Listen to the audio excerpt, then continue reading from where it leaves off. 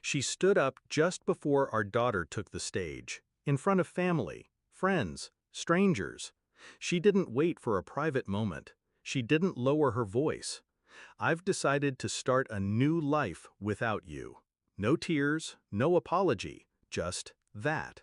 Then she sat down again like it was nothing more than a weather report, like she hadn't just set fire to 23 years with one matchstick sentence. I didn't flinch. I looked past her, to the row behind us, to him, the man she thought I hadn't noticed, the one who'd been showing up to our barbecues for months, always with a bottle of something he never opened. He didn't look at me, just stared straight ahead. Everyone went silent, even the breeze seemed to hold its breath.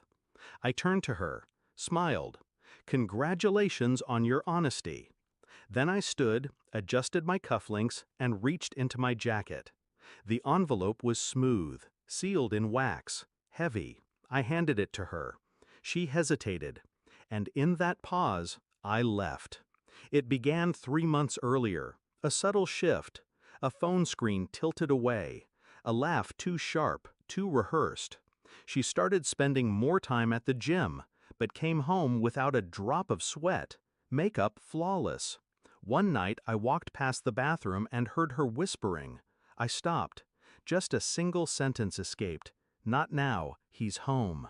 It hit me like static. She came to bed smiling, kissed my cheek, and I said nothing, because that's what they expect. Silence, doubt, confusion. But I've always known, people reveal themselves in the details they overlook. And so, I watched, I waited, I kept my mask in place, smiled at her stories, laughed at her jokes. She thought I was slow, emotionally dull, the type of man who'd drown in routine, never noticing the tide had changed. But I am not soft. I am still water, dangerous because it looks calm. First, the phone. She used the same password for everything. She thought I didn't know that either. Photos, texts, voice notes. He signed them J. Sometimes she called him baby. Sometimes she called me him. I archived everything, quietly. Next, I checked the bank. 2 tickets to Paris booked under her maiden name, 1 hotel reservation, 1 bed. I contacted a lawyer, had the papers drafted, the kind that didn't just end a marriage, the kind that exposed one. I called a private investigator, not for the affair, that was obvious. I wanted timelines, proof of deception before key dates, before joint accounts, before tuition transfers. Then I waited for the perfect stage, and the graduation approached. The envelope I handed her wasn't just paper. It was strategy. Inside, a detailed timeline, phone records, photos, financial documents, the hotel confirmation, copies of the texts she sent him while lying in our bed. Also included, a signed divorce petition, asset protection orders, custody agreement, drafted with our daughter's interests in mind. I didn't make a scene. I made a point. When she opened it, later, after the applause and diplomas, I imagined the blood drained from her face. Because it wasn't just proof, it was preparation. Her boyfriend? He's named in the restraining order for harassment, after I exposed how he'd shown up uninvited at our daughter's school last month. He never mentioned that, did he? 2 nights after the graduation, she showed up at my door.